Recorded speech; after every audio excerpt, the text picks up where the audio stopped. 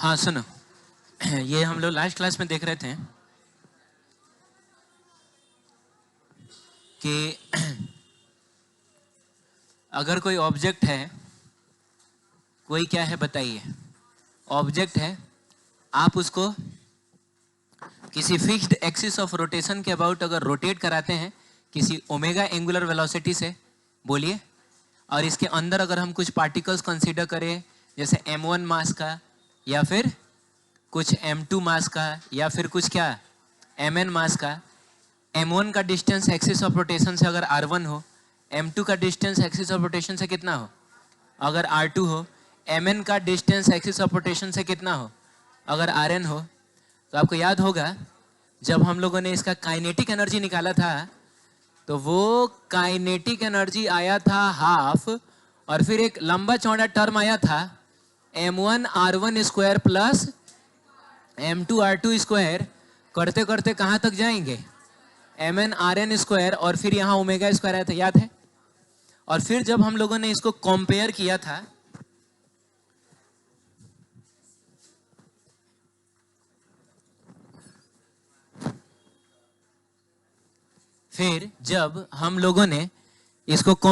था translational motion वाले kinetic energy से, तो बाबू ट्रांसलेशनल मोशन में काइनेटिक एनर्जी कितना आता है, हाफ mv स्क्वायर आता है ना।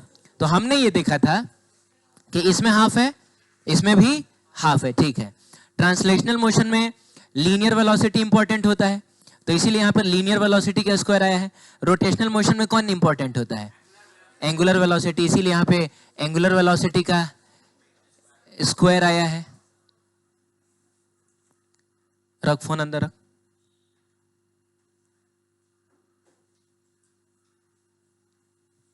लीनियर वेलोसिटी का स्क्वायर यहां पर क्या आया है, एंगुलर वेलोसिटी का स्क्वायर। लेकिन ट्रांसलेशनल मोशन में बाबू जहां मास आया था, रोटेशनल मोशन में वहां पे क्या आया है, ये लंबा चौड़ा टर्म आया है। तो हमने कहा कि यार इसका मतलब है कि कहीं ना कहीं ट्रांसलेशनल मोशन में जो रोल मास प्ले करता है, रोटेशनल मोशन में वही रोल ये लंबा चौड़ा टर्म प्ले करता होगा। तो लोगों ने कहा कि चलो इसको नाम दिया जाए, और बताइए इसको क्या नाम दिया गया, movement of inertia, and denoted by क्या, आई। Very good. और इसका फॉर्मूला इसके हिसाब से देखा जाए तो कितना आ रहा है, m1 r1 square plus m2 r2 square, and करते हुए सो ऑन चले जाएंगे जहां तक जा रही है, सही है। अच्छा, उसके बाद जब काइनेटिक एनर्जी आप लिखिएगा तो क्या लिखिएगा, half I into omega square. Clear है, बोलिए जल्दी। तो कंक्लूजन ये निकला था कि ट्रांसलेशनल मोशन में जो रोल मास प्ले करता है, रोटेशनल मोशन में वही role movement of inertia play करता है। तो सवाल है कि ट्रांसलेशनल मोशन में मास कौन सा रोल प्ले करता है। तो सुनिए, अगर मास ज्यादा होगा उस चीज का ट्रांसलेशनल मोशन कराना आपके लिए मुश्किल होगा। अरे बोलो ना, जैसे मान लो कि मैंने कहा कि बाहर एक ट्रक खड़ा है, थोड़ा सा उसको ठेल के ले जाके गंडक चौक पे करो, तुमसे होगा क्या, तुम बोलोगे कि सर ये बहुत मुश्किल काम है। क्यों मुश्किल काम है, क्योंकि उसका मास बहुत ज्यादा है। लेकिन वही बोलो कि चलो बाहर एक साइकिल खड़ा है, उसको तुम ले जाके वहां रखो, वो हो सकता है, इवन ताला भी लगा होगा तो टांग के ले जाके रख सकते हो। तो कॉमन सेंस वाली बात है, इसमें कोई फिजिक्स मत लगाइए। सिंपल समझिए कि किसी चीज का अगर मास कम है तो उसको एक जगह से दूसरी जगह ले जाना हमारे लिए आसान होगा, मास ज्यादा होगा तो एक जगह से दूसरी जगह ले जाना मुश्किल होगा। तो ये बात याद रखिएगा। सुनिए, बात क्या है कि मास अगर क्या है ज्यादा तो बाबू ट्रांसलेशनल मोशन होगा मुश्किल। आप समझ रहे हैं, मास ज्यादा तो ट्रांसलेशनल मोशन मुश्किल। तो सिमिलरली मूवमेंट ऑफ इनर्शिया अगर ज्यादा हो जाए, क्या ज्यादा हो जाए,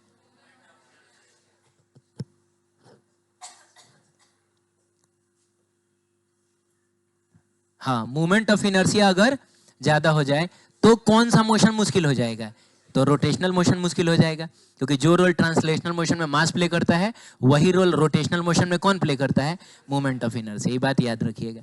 क्लियर है, तो ठीक है, इस चीज को तो आप बिल्कुल अपनी किताब में लिखिए। मास ज्यादा तो क्या मुश्किल, मास ज्यादा तो क्या मुश्किल, ट्रांसलेशनल मोशन मुश्किल।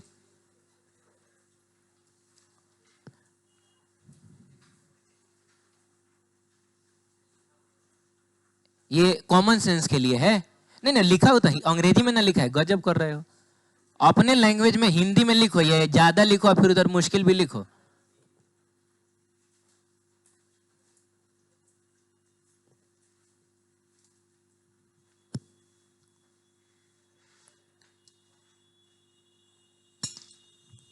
ठीक है।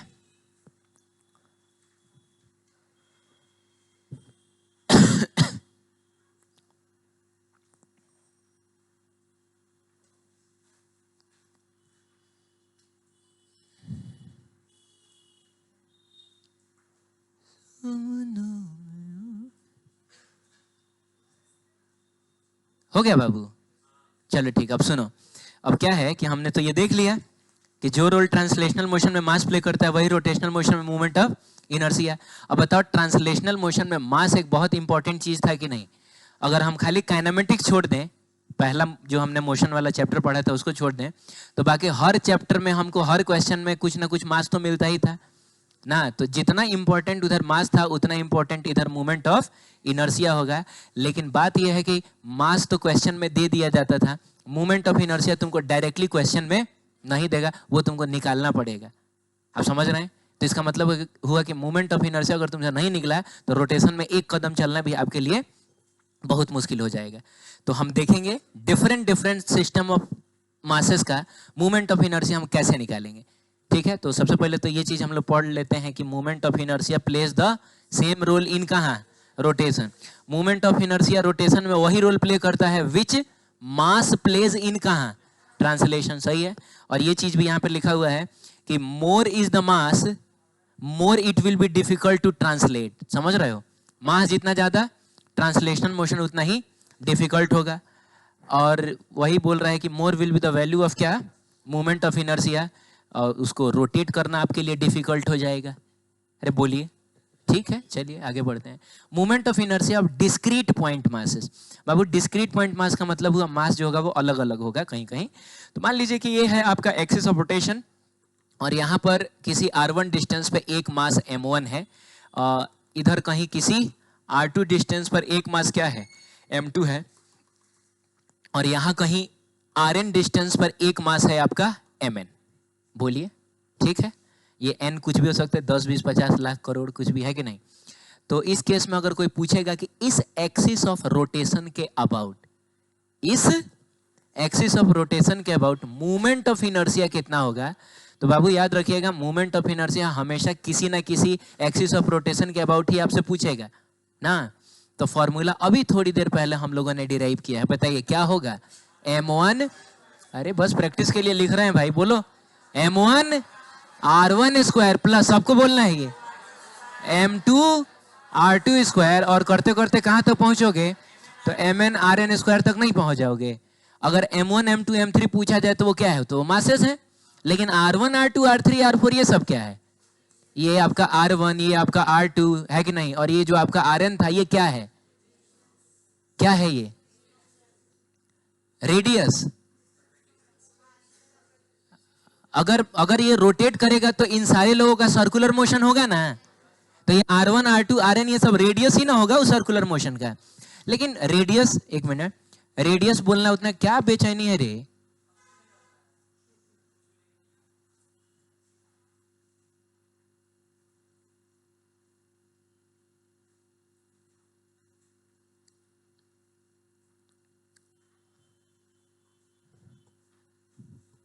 अगर रोटेशन होगा, प्योर रोटेशन होगा इसका, है ना, तो इन सारे लोगों का क्या होगा?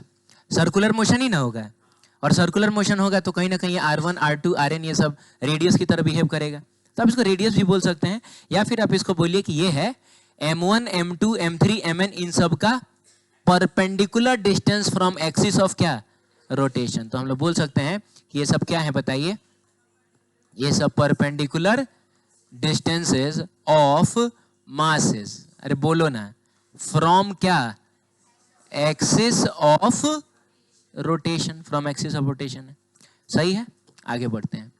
अब सुनिए, यहां बहुत सारा क्वेश्चन दिया हुआ और इन सारे सिस्टम्स का आपको सेंटर ऑफ मास बोल रहा हूं, सारे सिस्टम का आपको मूवमेंट ऑफ इनर्शिया बताना है about different different axes of rotation. तो सबसे पहले बताइए कि इसमें कितना मास आपको नजर आ रहा है? 4 को, 1 2 3 4, चारों मास सेम है m, और इन चारों मासेस को हम लोगों ने एक स्क्वायर के वर्टिसेस पर रखा है जिसका साइड लेंथ a है। कितना है? तो यानी ये भी a होगा, ये भी a, ये भी a और ये भी। चलिए ठीक है, कौन बताएगा कि इसको नचाया कैसे जा रहा है और एक्सिस ऑफ रोटेशन कैसा होगा? एक्सिस ऑफ रोटेशन कैसा होगा, इशारा करके बताइए कैसा होगा, ऐसा, ये ऐसा होगा, कैसा होगा? एक्सिस ऑफ रोटेशन नहीं, एक्सिस ऑफ रोटेशन एक लाइन होगा, या ऐसा क्या बोल रहे हो तुम? दिख रहा है ना कि ऐसे घूम रहा है, वो तो चलो ठीक है, एक्सिस ऑफ रोटेशन कहां होगा? तो एक्सिस ऑफ रोटेशन हमेशा सर्कुलर मोशन के प्लेन के कैसा होता है? परपेंडिकुलर होता है। ये लोग अगर ऐसे ऐसे घूमेंगे तो इनका प्लेन वर्टिकल ना होगा, तो एक्सिस ऑफ रोटेशन कैसा होना चाहिए? हॉरिजॉन्टल होना चाहिए। तो ये जो डॉट आपको दिखाई दे रहा है ना, बोलिए ना, ये इस बात की तरफ इशारा कर रहा है कि एक्सिस ऑफ रोटेशन ऐसा होगा। तो कहीं अगर आपको क्रॉस दिखे, क्या दिखे, अच्छा है, कहीं आपको डॉट दिखे, समझिएगा कि ये कुछ इस तरीके की चीज है। एक्चुअली क्रॉस का मतलब होता है कि ये अंदर जा रहा है, और डॉट का मतलब होता है ये बाहर आ रहा है, लेकिन कोई फर्क नहीं पड़ता है, हम एक्सिस का डायरेक्शन थोड़े देख रहे हैं। अरे बोलो ना। तो अगर क्रॉस भी रहेगा तो समझना कि ऐसा वाला सिचुएशन है, डॉट भी रहेगा तो समझना ऐसा वाला सिचुएशन है। अरे बोलो, तो एक्सिस ऑफ रोटेशन कैसा होगा, बोलिए? ऐसा होगा। ठीक है, इस चीज को मैं समझाता हूं कि एक्सिस ऑफ रोटेशन वैसा क्यों होगा। तो जैसे मान लीजिए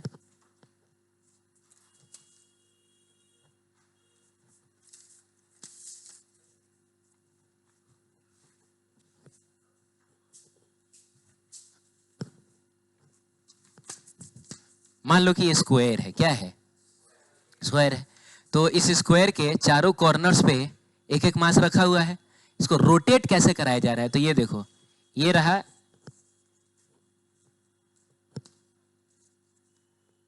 ये रहा एक्सिस ऑफ रोटेशन, ये तुमको दिखाई दे रहा है। और कैसे रोटेट कराया जा रहा है? इसी टाइप से ना रोटेट कराया जा रहा है। अभी थोड़ा सा मतलब प्लेनर नहीं दिख रहा है, लेकिन अब इसको मान के चलिएगा कि प्लेनर है। तो कुछ इस तरीके से इसको ऐसे ऐसे करके रोटेट कराया जा रहा है। अरे बोलिए ना, चलिए बताइए, ये और इसमें क्या अंतर है? तो दोनों सेम ही है। इसमें भी 4 गो मास है जो कि एम है, और उनको भी स्क्वायर के वर्टिसेस पर रखा हुआ है जिनका साइड लेंथ ए है। तो कुछ अंतर है क्या? किस चीज में अंतर है? एक्सिस ऑफ रोटेशन में अंतर है। तो थोड़ा बताओगे कि इसको कैसे नचाया जा रहा है? इसको पंखा, हाँ, बेना जो नहीं होता है पंखा, बहुत बढ़िया, ऐसा नचाया जा रहा है। इस टाइप से इसको नचाया जा रहा है, ऐसे करके। ये तुमको समझ में आया? चलो बताओ तो इसमें कैसे नचाया जा रहा है? हाँ हाँ, इसको नचाया जा रहा है इस तरीके से, डायगोनली इसको नचाया जा रहा है। आप समझ रहे हैं? उसको कैसे नचाया जा रहा है? तो बीच में से का मतलब इस तरीके से नचाया जा रहा है। तो एक्सिस ऑफ रोटेशन जो है, सेम सिस्टम ऑफ मासेस है, लेकिन सब में अलग अलग है। तो सबके अबाउट आपको मोमेंट ऑफ इनर्शिया बताना है। बहुत सिंपल है। अभी हम लोगों ने फॉर्मूला पढ़ा, moment of inertia is equal to होता है m1 r1 square plus m2 r2 square plus m3 r3 square. अब एक बात बताइए, सब मास तो सेम ही है, तो क्या एक्सिस ऑफ क्या हर एक्सिस ऑफ रोटेशन के अबाउट मूवमेंट ऑफ इनर्शिया भी सेम आएगा क्या, कि अलग अलग आएगा? अच्छा, मतलब इसका मूवमेंट ऑफ इनर्शिया कुछ और होगा, इसका कुछ और होगा, उसका कुछ और होगा। तो चलिए काम करते हैं, सामने है, देख लेते हैं हम लोग। तो सबसे पहले बात करेंगे पहले सिचुएशन की, बोलिए जल्दी। तो उसमें अगर हमको इस एक्सिस के अबाउट मूवमेंट ऑफ इनर्शिया चाहिए तो हमको लिखना होता है m1 r1 square plus m2 r2 square plus m3 r3 square. चलिए m1 m2 m3 m4 तो हमको दिखाई दे रहा है। ये r1 क्या होता है?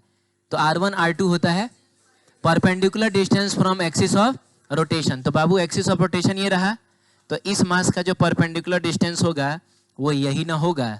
तो इसको अगर हम लोग r1 बोल दें, अरे इसको क्या बोल दें, लेकिन चलिए डिनोट करते हैं हम इसको r से।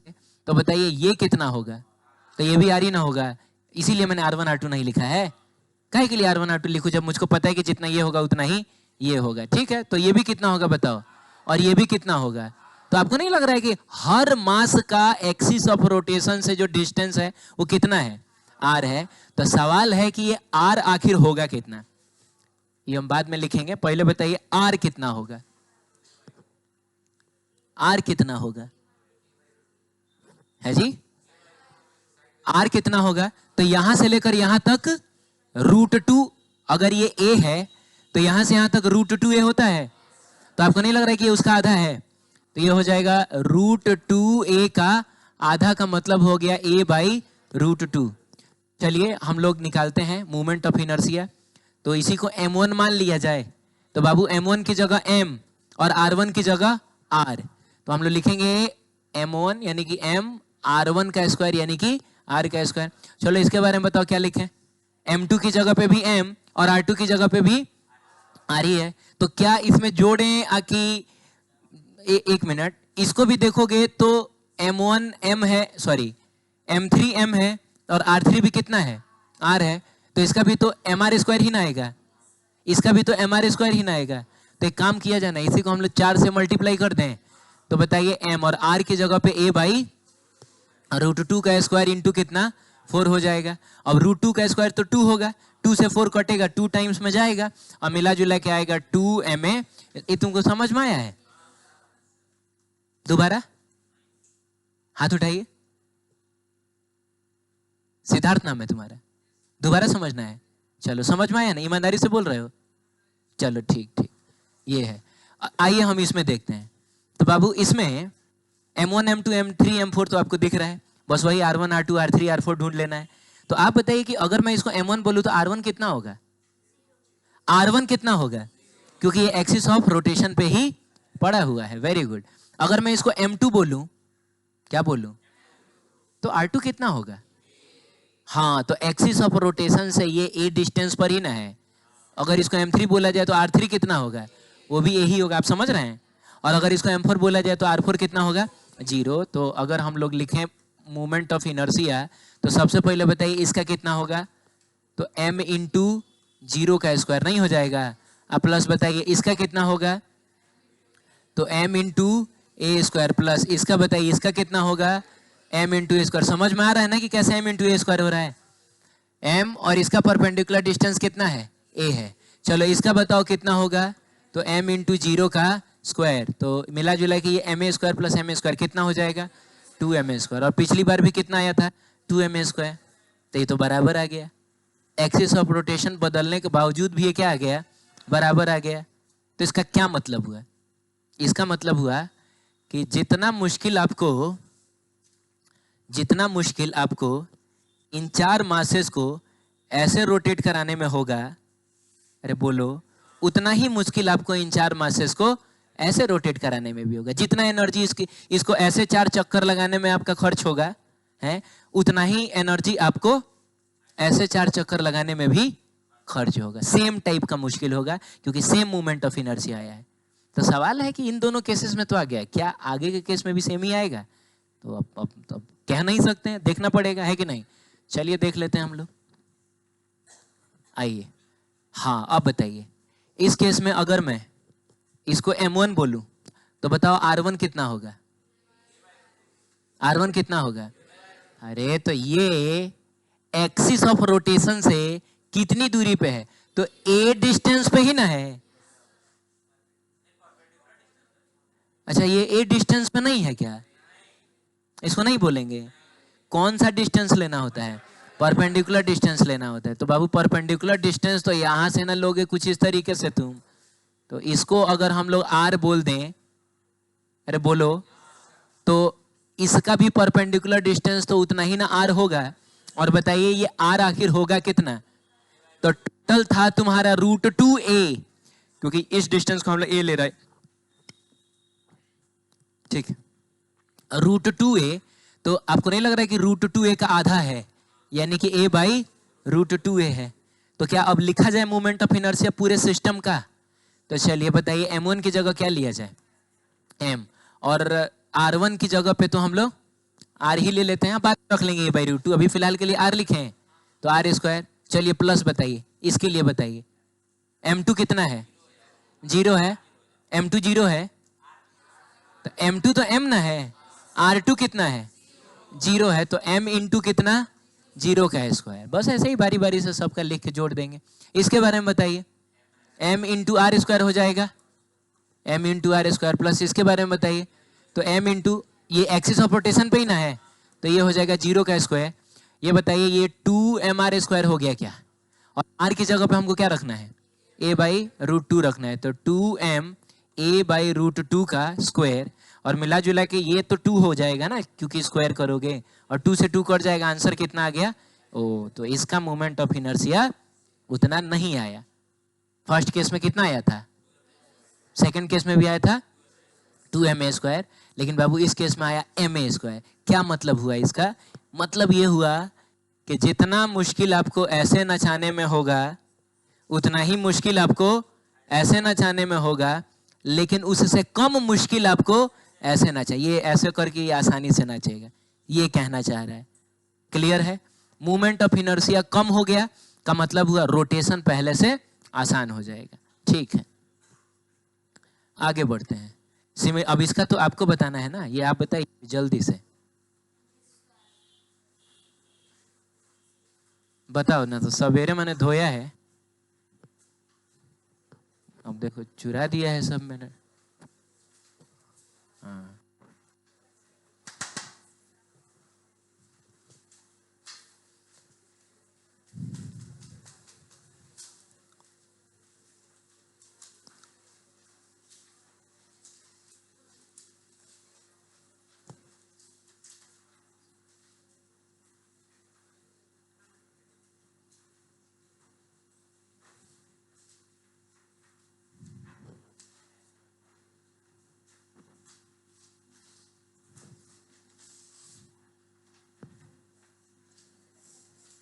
कितना है?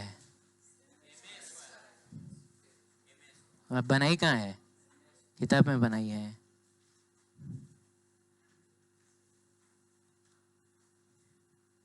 हाँ,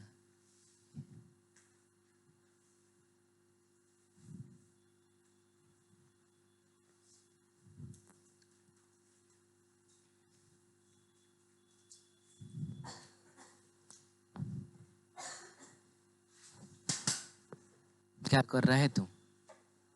क्या बना रहा है बेवकूफ?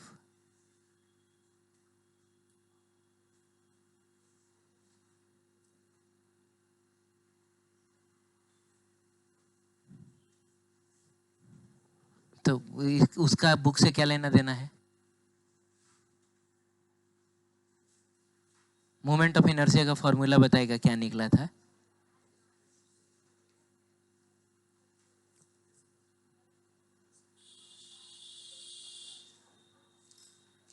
मतलब आज सर ध्यान नहीं था ना?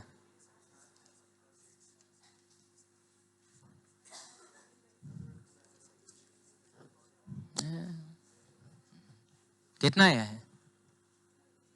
2ma² आ गया? कैसे आ गया? तुम का एक कार्ड लेके बैठा है?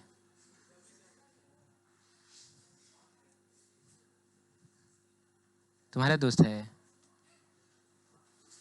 दोस्त है।